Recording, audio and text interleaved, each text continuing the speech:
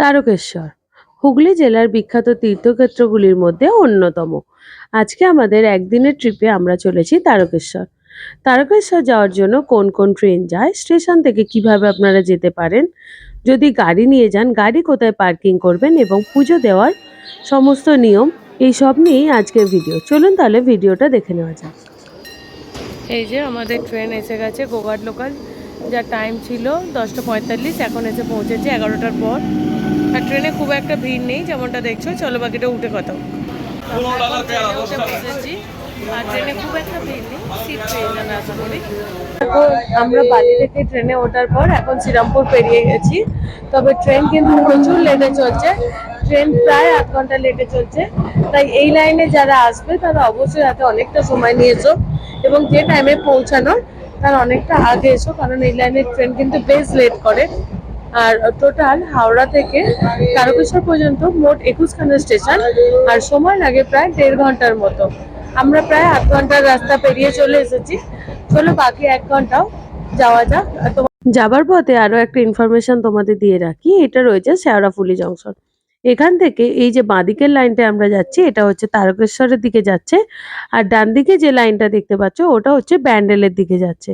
মানে এখান থেকে ব্যান্ডেল আর তারকেশ্বর এই দুটো দিকে লাইন চেঞ্জ হয়ে যাচ্ছে। ব্যান্ডেলের দিক থেকে আসবে তারা এখান থেকে ট্র্যাক চেঞ্জ করতে পারো। যাবার পথে প্রাকৃতিক সৌন্দর্য দেখতে দেখতে বলি কোন কোন ট্রেন তারকেশ্বর পর্যন্ত যায়। তারকেশ্বর লোকাল, গোঘাট লোকাল আর আরামবাগ লোকাল, এই 3টে ট্রেনই তারকেশ্বর পর্যন্ত যায়। আর প্রতিটা ট্রেনেরই ভাড়া রয়েছে 15 টাকা। এখন আমরা চলে এসেছি লোকনাথ স্টেশন, আর এর ঠিক পরেরটাই হচ্ছে তারকেশ্বর। যাতে তোমাদের বুঝতে সুবিধা হয় তাই আমি আগের স্টেশনটাও তোমাদেরকে জানিয়ে দিলাম। এখন আমাদের ট্রেন তারকেশ্বর স্টেশনে ঢুকে গেছে। আমাদের ট্রেন এসে এখন দাঁড়িয়েছে 2 নম্বর প্ল্যাটফর্মে, আর আমরা ওভারব্রিজ ধরে যাব 1 নম্বর প্ল্যাটফর্মে। দেখো এদিকে একটা ওভারব্রিজ রয়েছে আর পিছন দিকে আরো একটা ওভারব্রিজ রয়েছে। ওভারব্রিজ ধরে আমরা এখন চলে এসেছি ওপরে, আমাদের যেতে হবে ওই সামনে 1 নম্বর প্ল্যাটফর্মের দিকে। ট্রেনটা হাওড়া থেকে তারকেশ্বর হয়ে যেদিকে যাচ্ছে ওই দিকেও আরো একটা ওভারব্রিজ পড়বে, কিন্তু বর্তমানে ওই ওভারব্রিজটা কাজ হওয়ার কারণে বন্ধ রয়েছে। স্টেশন থেকে এখান দিয়ে বেরিয়ে বাইরেই রয়েছে টোটো স্ট্যান্ড। এখান থেকে 10 টাকার বিনিময়ে তোমরা টোটো করে মন্দিরে যেতে পারো, তবে আমরা এখন হেঁটেই যাব। এই যে স্টেশন থেকে বেরিয়ে এই রাস্তা দিয়ে সোজা যেতে হবে।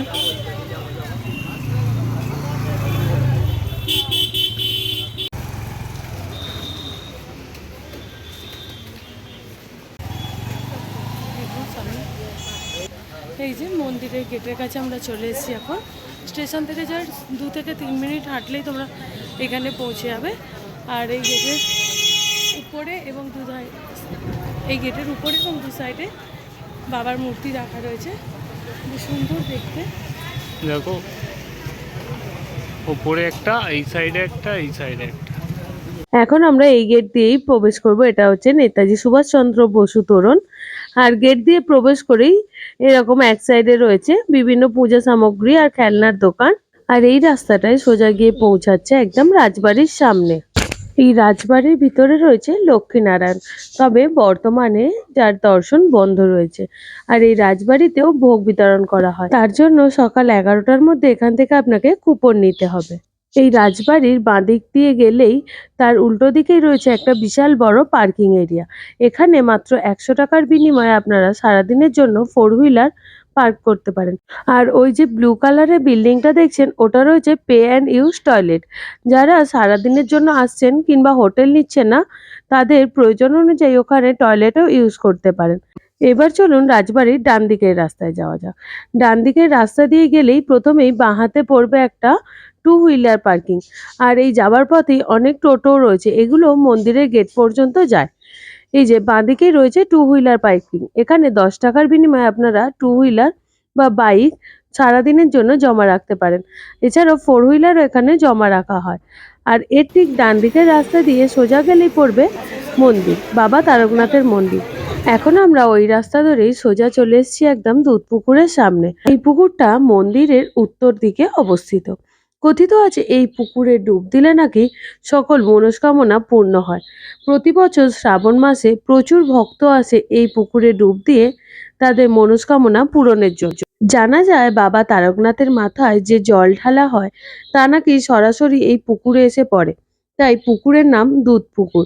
পূর্বে এই পুকুরের জলের রং ছিল দুধের মতো, তবে বর্তমানে পুকুরের সংস্করণের ফলে পুকুরটি অনেক বড় হয়ে গেছে, এই জলের রঙের আর পরিবর্তন হয় না। এই ছোটটা 51 টাকা, তাই তো? এটা দিলে 100 টাকা, তো এই বড়টা 250 আমরা এখান থেকে যে একটা ডালা কিনে নিয়েছি, এবার যাচ্ছি মন্দিরের ভিতরে। মন্দির কোন দিক দিয়ে? এটা হচ্ছে মন্দিরের গেট। দেখো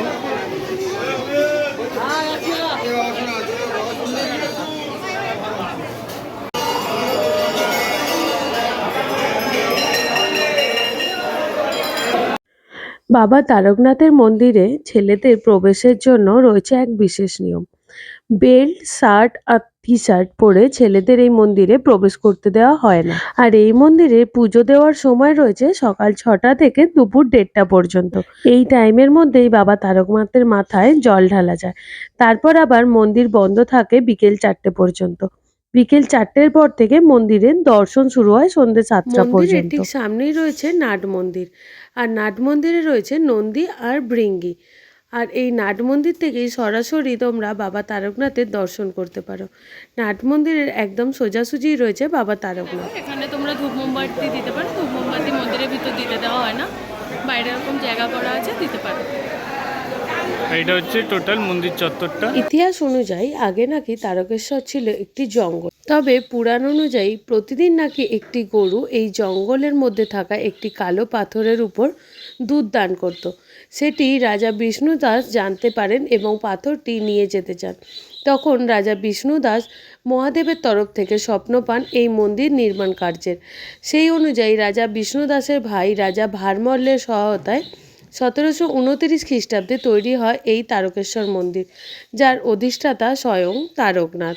আর এটি হচ্ছে একটি 8চালা মন্দির। আর এই যে হলুদ রঙের ঘরটা দেখতে পাচ্ছেন, এটা রয়েছে ভোগের ঘর। এখানে প্রতিদিন প্রচুর ভক্তবৃন্দ ভোগ গ্রহণ করে থাকে।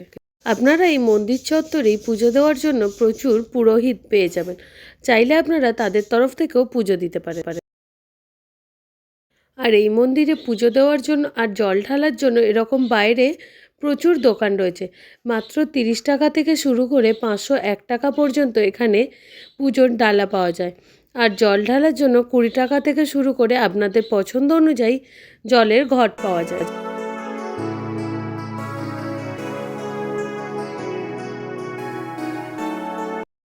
মন্দির চত্বর থেকে বেরিয়ে এসে এরকম প্রচুর ধর্মশালা, হোটেল এবং যাত্রী নিবাস আপনারা পেয়ে যাবেন। যদি কেউ থাকতে চান তবে সেগুলোতে যোগাযোগ করে নিতে পারেন। রাস্তার দুদিকে এরকম প্রচুর হোটেল রয়েছে, যেগুলোর ভাড়া শুরু হচ্ছে মাত্র 150 টাকা থেকে। এই পুরো রাস্তা জুড়ে রয়েছে প্রচুর এরকম যাত্রী নিবাস।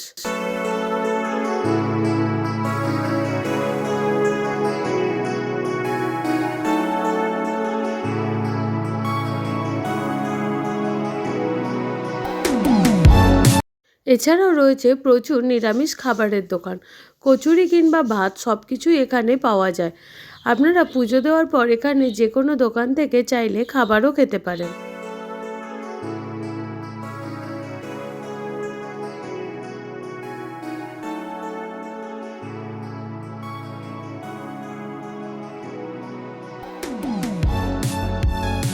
যারা এরকম মন্দিরে মানসিক পুজো দিতে চান তাদের জন্য কোন মানসিকের কত টাকা তার একটা চার্ট এখানে দেওয়া রইল। এখন মন্দির ঘুরে চলে এসেছি। আমরা এখন বাড়ি যাওয়ার জন্য স্টেশনে ওয়েট করছি। স্টেশন থেকে মন্দির পর্যন্ত প্রচুর পান্ডা রয়েছে, যারা তোমাকে বারবার বলবে, তবে আমি বলবো নিজেদের মতো করে ডালা কিনে সেই দোকানে জুতো রেখে নিজেদের মতো করে পুজো দাও। যে দোকানে ডালা কিনবে সেই দোকানের যে দোকানি তিনিও ডালাটা নিয়ে পান্ডাদের হাতে দেওয়ার চেষ্টা করবে। তো সেখানে যদি পড়ো তাহলে তারা অনেক টাকা করে নেয়। আর পুজো তো যে যার ভক্তির উপর, তাই আমি বলবো যে যার নিজের মতো করে পুজো দাও। দোকানে জুতো রেখে নিজেরা ডালা কিনে দুধ পুকুরে স্নান করে বা নিজেদের মাথায় জল ছিটিয়ে গিয়ে পুজো দিয়ে আসো, ভালোভাবে পুজো দিতে পারবে। আমরা যেহেতু দুপুরবেলা এসেছিলাম আর শুক্রবার ছিল, খুব একটা ভিড় ছিল না, পুরো ফাঁকা ছিল। একটু ভিড় পাবে তোমরা, পুরো ফাঁকায় আমরা সুন্দরভাবে পুজো দিয়েছি। ভিডিওটি ভালো লেগে থাকলে লাইক করে দেবেন, আর যদি কিছু জানার থাকে তা অবশ্যই কমেন্ট করে জানাবেন। যদি কিছু ইনফরমেশন পেয়ে থাকেন তা অন্যদের সঙ্গে অবশ্যই শেয়ার করে নেবেন। আর এরকম একদিনের ট্যুর দেখার জন্য চ্যানেলটিকে সাবস্ক্রাইব করে পাশে থাকবেন। যারা ফেসবুক থেকে দেখছেন পেজটিকে ফলো করে রাখবেন। বাই।